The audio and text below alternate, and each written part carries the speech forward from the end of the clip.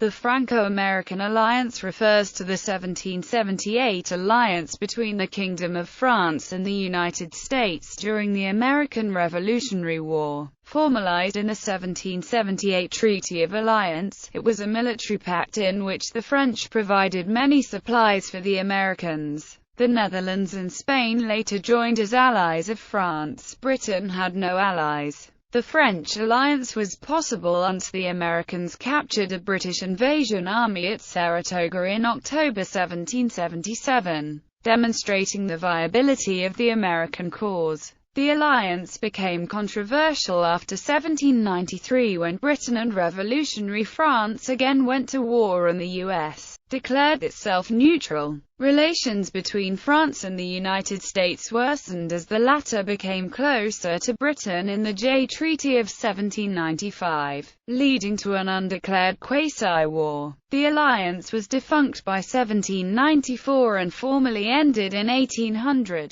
Background: France had been left deeply alarmed by the British success in the 7 Years' War, which they feared gave the British naval superiority. From 1763 both France, and their allies Spain, began to rebuild their navies and prepare for a future war in which they would construct an alliance to overwhelm and invade Britain. As Britain's troubles with its American colonies intensified during the 1760s and eventually led to open rebellion in 1775, France began to anticipate the American rebels joining such an alliance. In September 1775, the Continental Congress described foreign assistance as undoubtedly attainable, and began to seek supplies and assistance from European powers hostile to Britain. The French leadership sought the humiliation of England, and began giving covert aid to the rebels. The American Declaration of Independence was advocated by some as necessary in order to secure European support against Britain. Silas Deane, an American envoy in Paris,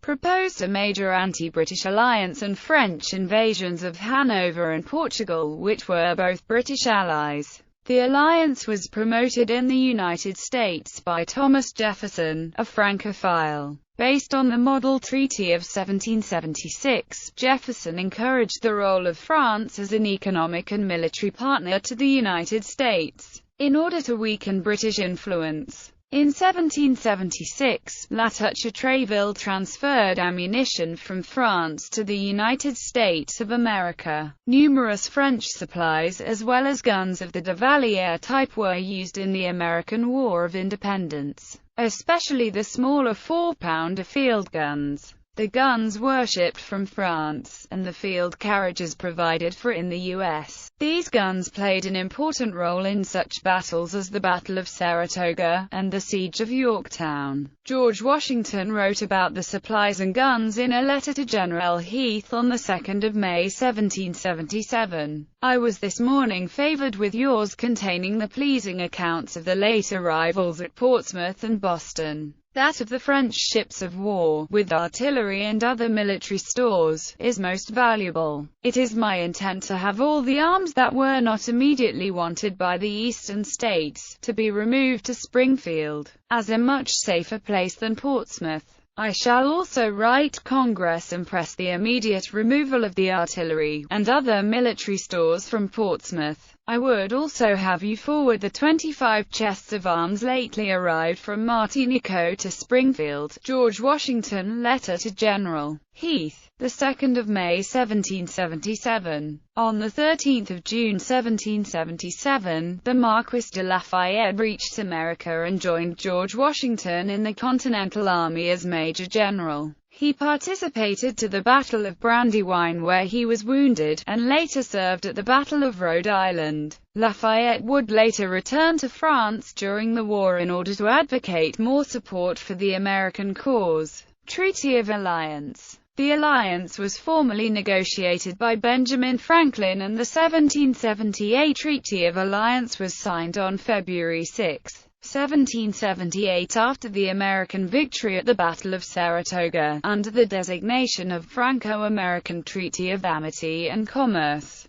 The treaty gave open support from the French Army, Navy and Treasury. and spelled that the United States was obligated to guarantee, from the present time and forever, against all other powers, the present possessions of the Crown of France in America, in exchange for a promise not to increase French possessions any more in America. Operations. The combined strength of the Americans and the French virtually guaranteed victory against Great Britain. France successfully supported the American War of Independence, managing to expel the British and obtain recognition of American independence through the intervention of Rochambeau, Lafayette, de Grasse, and Suffren. European front naval conflicts started in European waters with the First Battle of Ushant in July 1778, and continued with the attempted invasion of Britain by the Armada of 1779. First American campaign in the summer of 1778. French Admiral d'Estaing arrived with a fleet and infantry reinforcements for the war with a fleet of 12 ships of the line and 14 frigates. After declining to attack Richard Howe's inferior British force outside New York,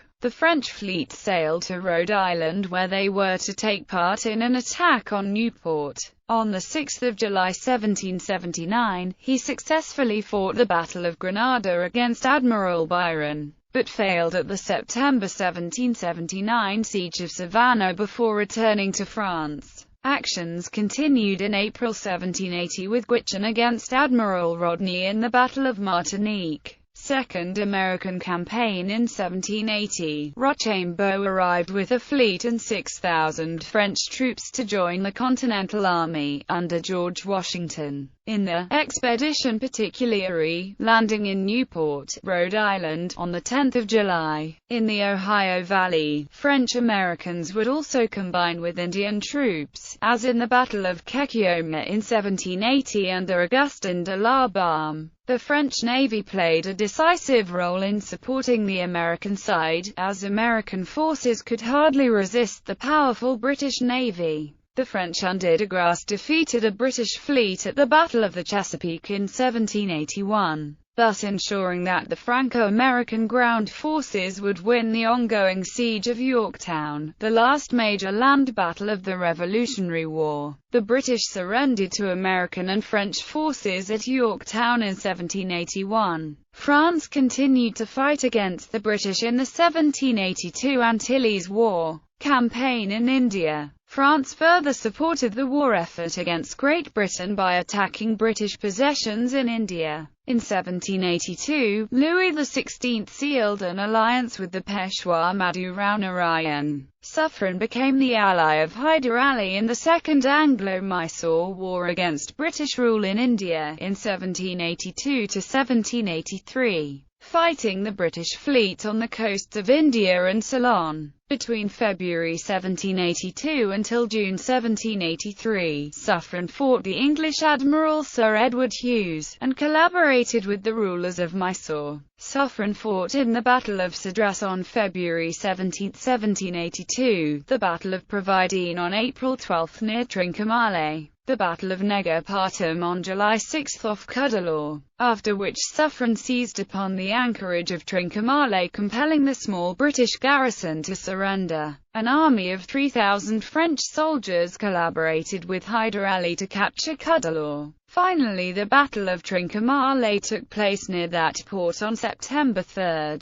These battles can be seen as the last battles of the Franco-British conflict that encompassed the American War of Independence, and would cease in 1783 with the signature of the 1783 peace treaty. Aftermath. Finally, the Treaty of Paris was signed on 3 September 1783, recognizing American independence and the end of hostilities. The 1778 Treaty of Alliance, promising the defense of French territory in the American continent, failed to be observed by the United States as soon as 1793, when France entered in conflict with Great Britain in the Caribbean. All the U.S. could do was maintain neutrality, but this neutrality was so negative as to forbid the French the right to equip and arm privateers in American ports, or the right to dispose of French prizes in the United States. These reluctances in effect marked the end of the alliance. As the United States entered into a treaty of commerce with Great Britain in 1794, France started to raid American shipping, seizing 316 ships in 1796. In 1796, the disillusioned minister Pierre Audet explained, "Jefferson is American, and as such, he cannot sincerely be our friend. An American is the born enemy of all the European peoples," and in 1798, the XYZ affair considerably worsened Franco-American relations.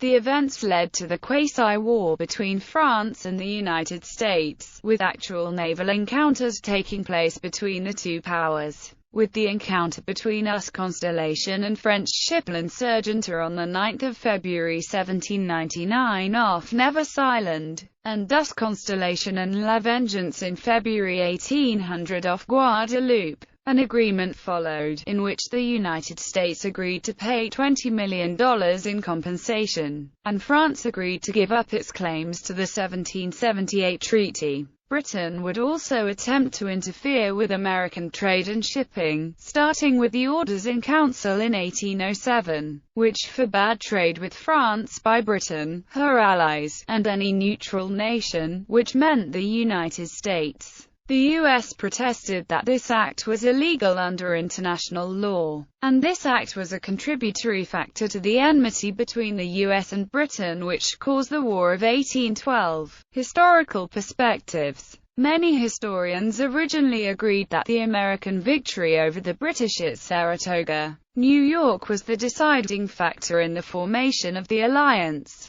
However, in recent decades, historians have begun to rethink the victory's contribution to the formation of the alliance. These historians see the alliance as an inevitable result of individual governmental interests. In the wake of the 7 Years' War, the American Revolution began across the Atlantic. Britain's victory against France and its allies in the war made the French feel vulnerable to British power. The French saw the American Revolution as a way to strengthen itself and cripple the British Empire. At the beginning, the French helped fuel the American war effort but never came out as an official ally on the side of the Americans. American envoys to France, namely Silas Deane, feared that the French would never join the war. They were so fearful, they thought of telling the French that if the French didn't sufficiently support the war effort, the Americans would begin peace talks with Britain. Charles Gravier, Comte de Vergennes, appeared ready to offer official treaty negotiations, as long as the Americans promised to remain independent, because they had consistently maintained the non-negotiability of independence.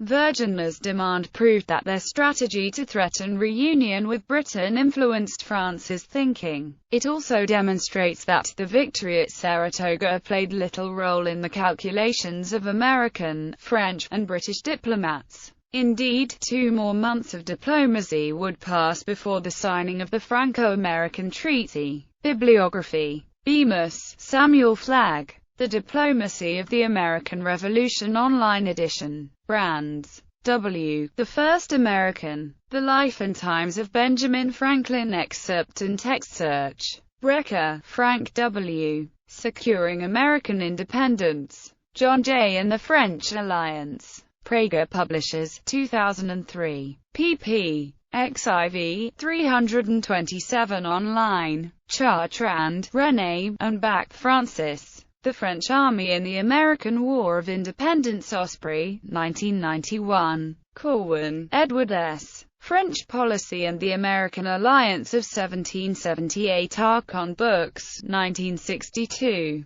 Dull, Jonathan R. The French Navy and American Independence. A Study of Arms and Diplomacy, 1774 to 1787. Princeton. Princeton University Press. ISBN 0691069204. Dull, Jonathan R. Our Diplomatic History of the American Revolution. New Haven. Yale University Press. ISBN 0300034199. Kaplan, Lawrence S. The Diplomacy of the American Revolution. The Perspective from France, Reviews in American History 1976 4. 385-390. ISSN 0048-7511. Full text in JSTOR. Review of Dull. Furling, John. John Adams. Diplomat, William and Mary. Quarterly 51.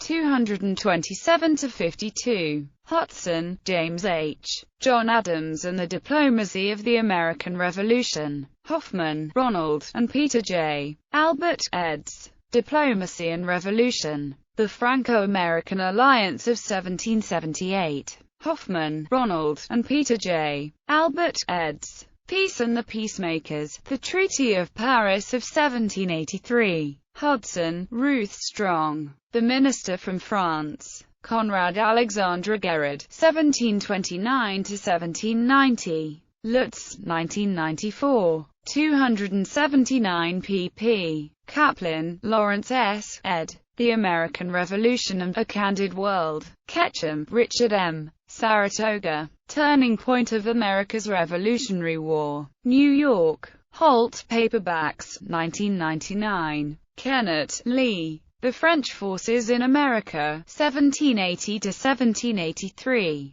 Greenwood, 1977. 188 pp. Lint, Greg L. John Adams on the Drafting of the Treaty Plan of 1776. Diplomatic History 2. 313-20. Perkins, James Breck. France in the American Revolution. Full text online. Pritchard, James. French Strategy and the American Revolution. A Reappraisal. Naval War College Review 1994 47. 83-108. ISSN 00281484. Schiff, Stacy. A Great Improvisation. Franklin, France, and the Birth of America. Sims, Brendan. 3 Victories and a Defeat. The Rise and Fall of the First British Empire. Penguin Books, 2008. Stinchcombe, William E. The American Revolution and the French Alliance. Tudor, Chris.